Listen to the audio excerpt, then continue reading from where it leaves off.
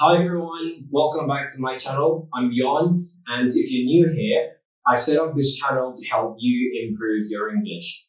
I'll be sharing lots of ideas, tips and tricks, and step-by-step guides on how to improve your English. Alright, for my second video today, I'm going to be sharing a step-by-step guide on how to improve your pronunciation. I'm super excited because this is my favorite thing, pronunciation. Let's get straight into the lesson, shall we? The first thing that you need to do is to master the sounds and the symbols. In other words, you need to learn the individual sounds of the English language and the symbols that represent them. And we call the symbols IPA, International Phonetic Alphabets. So how can you learn the individual sounds in the English language? So the first thing that you need to do is go on YouTube and type the English Sounds BBC Learning English.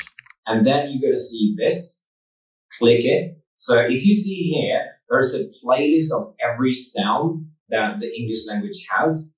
What's great about this is that they show you how to make the sounds, the symbols that represent them, the shape of the mouth, and some words that use those sounds. So this is why I feel it's a very good place to start for beginners. So take your time to watch and to learn every single video. So schedule your learning time. And when you're watching later on, pay close attention to the shape of the mouth and the symbols that represent them. Try to imitate that shape of the mouth and then try to get as perfect as possible. So you want to create the same mouth movement of each sound. And also pay attention to the symbols as well, because knowing these symbols will help you in the long run, because every dictionary will provide how to say any word in the English language in phonetic transcriptions. So understanding these symbols will benefit you in the long run. And also for Indonesians, I would recommend taking your time to master all the vowel sounds, both short and long vowel sounds. Because in our phonetic system, the distinction between short and long vowel sounds doesn't exist. So we don't differentiate them. And it's quite difficult to differentiate them, both in speaking and listening, because we don't understand what the differences are. So let me provide you with some examples. Let's look at these words: ship, sheep, bit, and beat. In the English language, the word ship and bit are pronounced with the short vowel I, and the word sheep and beat are pronounced with the long E vowel. So the English language makes a distinction between the I, the short I, and the long E. But in the Indonesian language, you only have one E sound, such as in kita and bisa. So this sound is in the middle, not short nor long. And if I were to apply the short I and the long E vowel sound into the word kita and bisa, it would be kita, the short vowel I, kita, and bisa, bisa, bisa, very, very short. And the long one, kita, bisa. So they sound pretty different, right? So this is the Indonesian pronunciation, kita.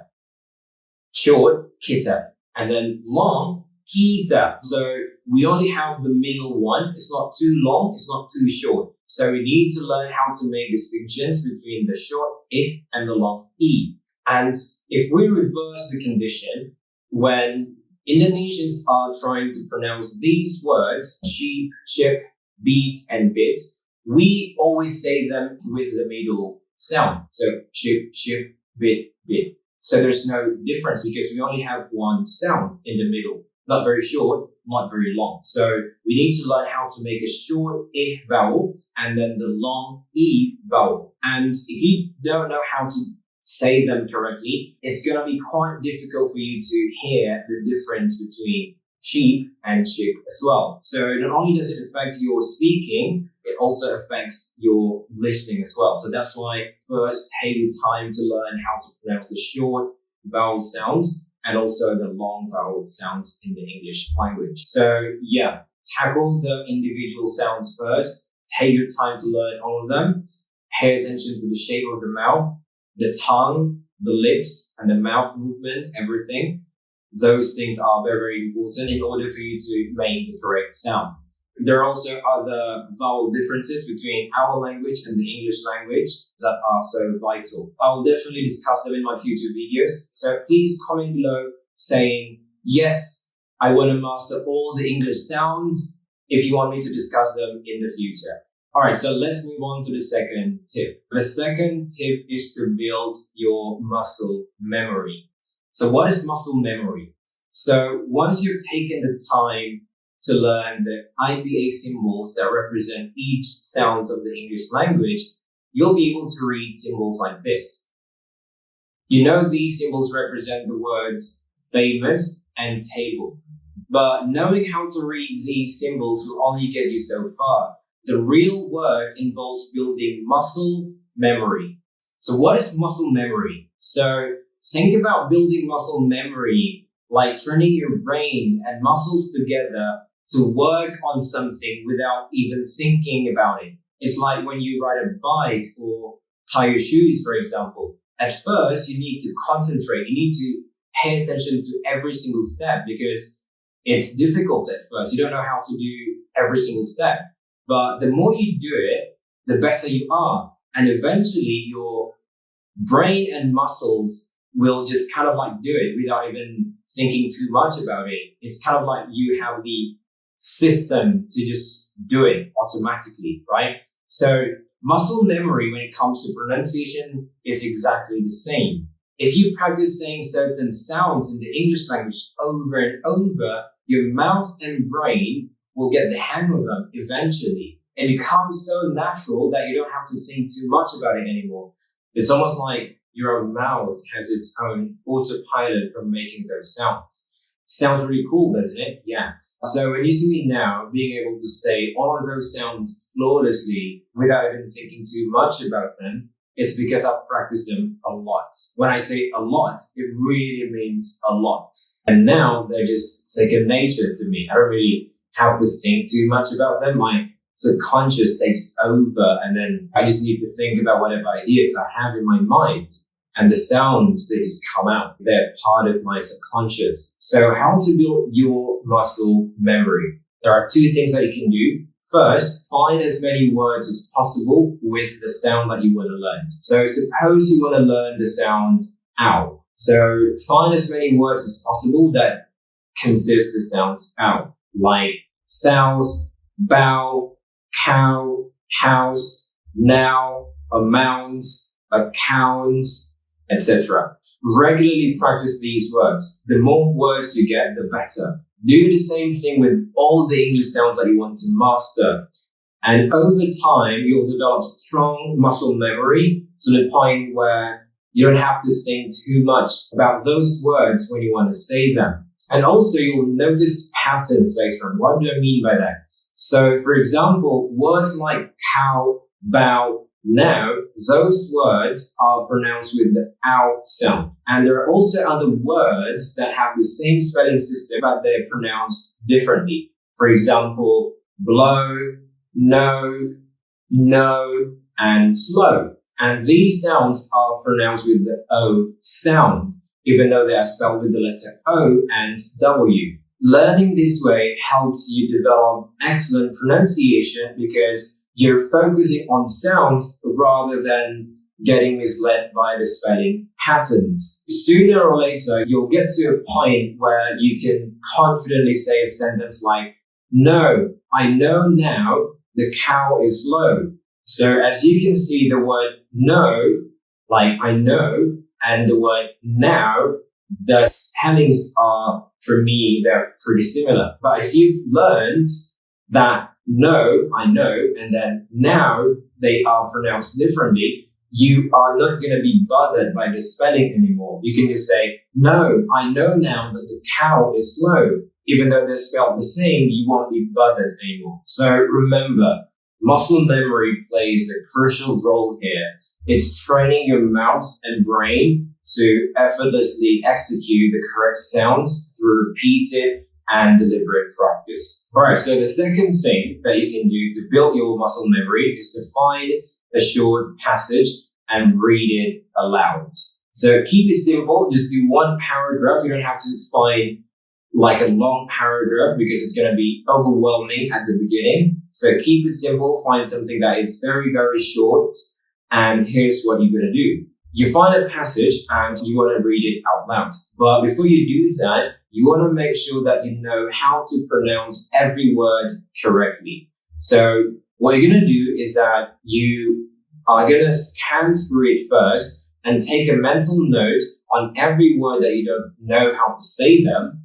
And you look them up online on Oxford Dictionary or Cambridge Dictionary, and then write the phonetic transcriptions on top of them.